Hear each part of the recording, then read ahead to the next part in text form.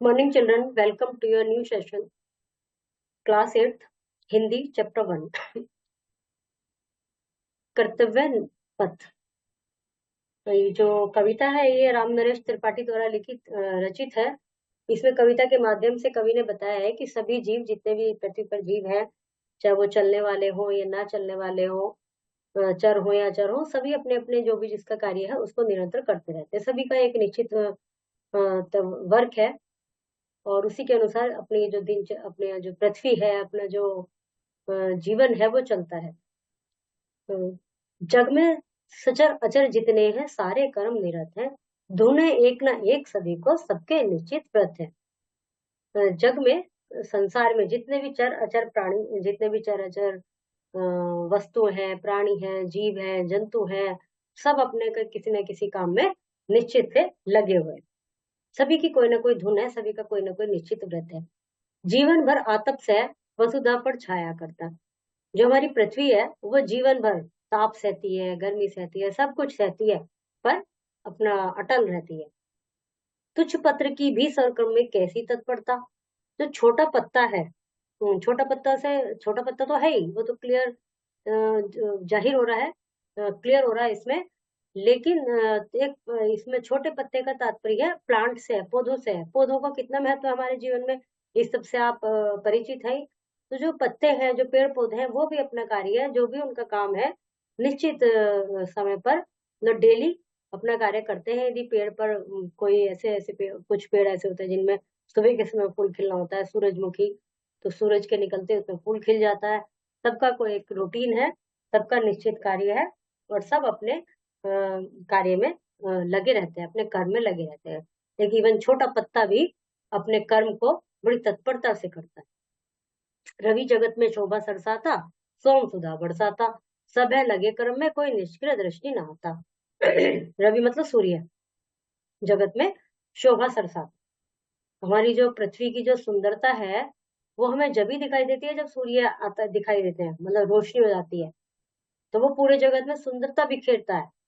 और सोम सुधा, सोम माने होता है चंद्रमा, सुधा माने होता है अमृत।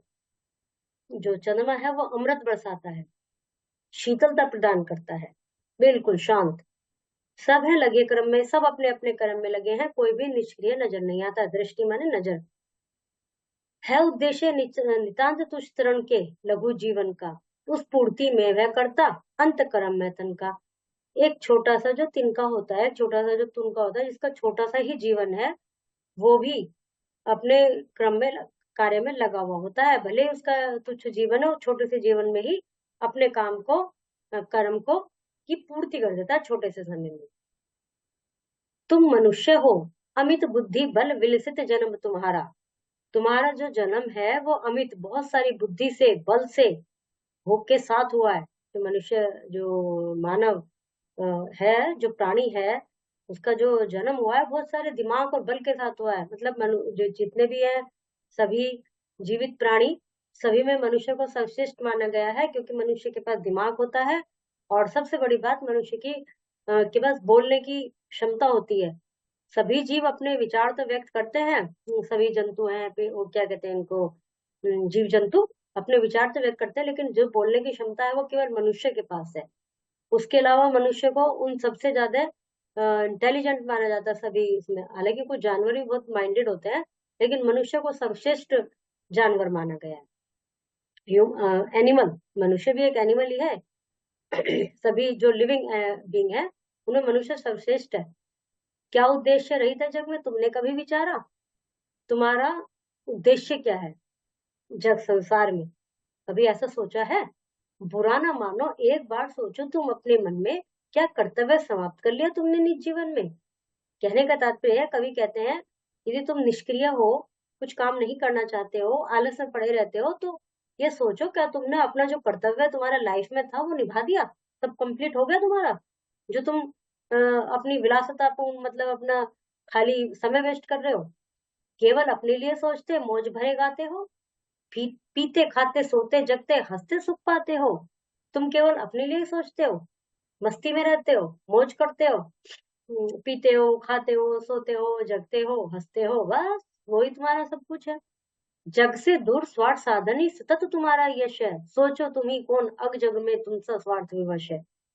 यदि तुम ये सब कार्य भी करो, खाओ भी, पियो भी, सो भी, हंसो भी, लेकिन उसके अलावा जो तुम्हारा कार्य है, उसके प्रति भी अपना जो कर्तव्य है उनको भी निभाओ।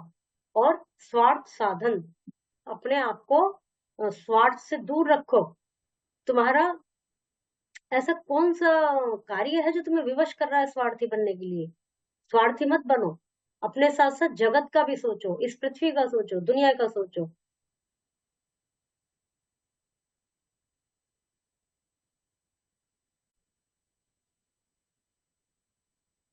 यह संसार मनुष्य के लिए एक परीक्षा स्थल है। दुख है प्रश्न कठोर देखकर, होती बुद्धि विकल है।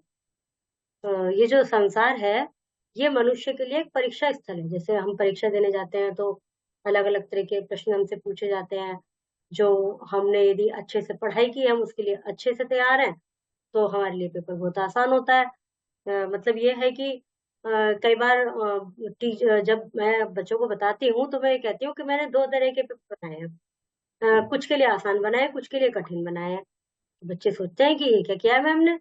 तो उसमें मेरा कहने का तात्पर्य क्या होता है कि यदि किसी ने अच्छे से तैयारी किया है तो समझो मैंने उसके लिए पेपर आसान बनाया है। किसी ने तैयारी नहीं किया, टाइम पास किया है, तो समझो मैंने पेपर उसके लिए कठिन बनाया है। तो वैसे ही जो हमारा जो ये है संसार, ये हमारे लिए एक परीक्षा स्थल है। जिसका जिसने अपने हर काम को अच्छे से किया है, तो उसको कोई कठोर प्रश्न नहीं लगेगा। जिसने अपने आप को जीवन के लिए अच्छे से तैयार नहीं किया, मेहनत नहीं की, परिश्रम नहीं किया, उसको ये जीवन एक कठिन प्रश्न लगेगा।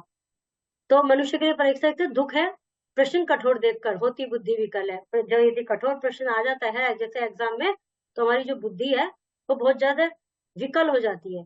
उसका जैसे कहते हैं ना, दिमाग के द्वार खुलना, वो हो जाता है। किंतु स्वातम बल विग सत्पुरुष ठीक पहुंच अटकल से। लेकिन जो अच्छे व्यक्ति होते हैं, बल विज्ञ ज्ञानी पुरुष होते हैं, सत्य पुरुष होते हैं, वो सही स्थान पर पहुंच जाते हैं अपने मेहनत और बल से। हल करते हैं प्रश्न सहज अविरल मेघा बल से। जो कठिन प्रश्न होते हैं उनको भी अपने बुद्धि, मेघा बुद्धि बल से हल कर लेते हैं। आसानी से हल कर लेते हैं। सहज मतलब आसानी से। पैदा कर जी देश जाति ने तुमको पाला पोसा है, किए हुए है वह निज हित का तुमसे बड़ा भरोसा है। जिस देश ने, जिस जाति ने तुमको पैदा किया है, तुमको पाला है, वो उसको तुमसे बहुत उम्मीदें हैं, उसको तुम पर बहुत भरोसा है। उनसे होना उऋण प्रथम सत्कर्तव्य हमारा है। फिर दे सकते हो वसुधा, को शेष सब जीवन सारा है। जो हमारे ऊपर प्रकृति ने, जिस देश ने, जिस जाति ने हमें पैदा किया है, हमको पाला है, उसका हमारे ऊपर बहुत बड़ा ऋण है, क्योंकि उसने हमारे लिए बहुत कुछ किया है। और वो हमारे लिए हमसे उम्मीद करते हैं, हम पर भरोसा रखते हैं। तो हमें सबसे पहले हमारा जो सप्रथम कर्तव्य है, वो उसके भरोसे को पूरा करना है। उनके प्रति उनसे उऋण होना है, मतलब उस ऋण को चुकाना है। ये हमारा कर्तव्य है। फिर हम फिर हमारा सारा जीवन उन्हीं की सेवा में न्यौछावर होना चाहिए। और ये वाली जो लाइन थी, दुख है प्रश्न कठोर देखकर बुद्धि विकल है, जो अभी जैसे हमने एग्जाम्पल दिया, जिसने तैयारी नहीं की उसको कठिन कठिन लगता है पेपर, तो उस कठिन प्रश्न को देखकर बुद्धि जो हमारी होती है वो दुखी हो जाती है, दुख हो जाता है मन। लेकिन जिसने तैयारी कर रखी है, जो सत्पुरुष है, जो ज्ञानी है, वो आसानी से उस जीवन के प्रश्न को, जीवन की परीक्षा को पास कर जाते हैं। इसका मैंने बता ही दिया है। इनको पूरा करना है और सही गलत पर निशान लगाना है। ससंदर्भ भावार्थ लिखिए। भावार्थ तो भी ऊपर सभी पंक्तियों का बताया है। ससंदर्भ क्या होता है कि संदर्भ प्रसंग लिखते हैं, उसमें लिखते हैं प्रस्तुत पंक्तियां हमारी पाठ्य पुस्तक अनुभूति के पाठ 1 कविता का नाम लिखेंगे से ली गई है। इसमें कवि ने नाम देखते हैं क्या है।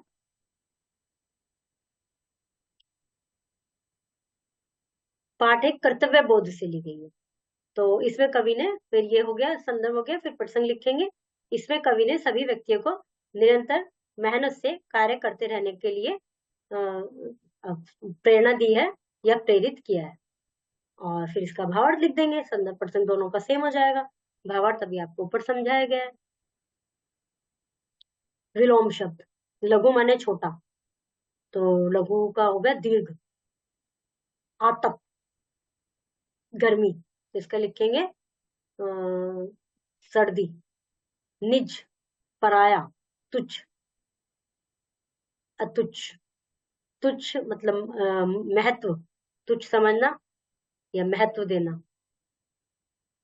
इन सबके तुकांत शब्द लिखिए, पोयम में से देख के, जिससे राइमिंग वर्ड्स होते हैं ना, तो वो आपको इसमें से लिखने हैं। देखते हैं ये वाली लाइन, ये रहा, मन में जीवन में, इस तरह से इन सबके वो लिखने हैं तुकांत शब्द। और यहाँ वाक्य बनाने हैं। Chapter is completed.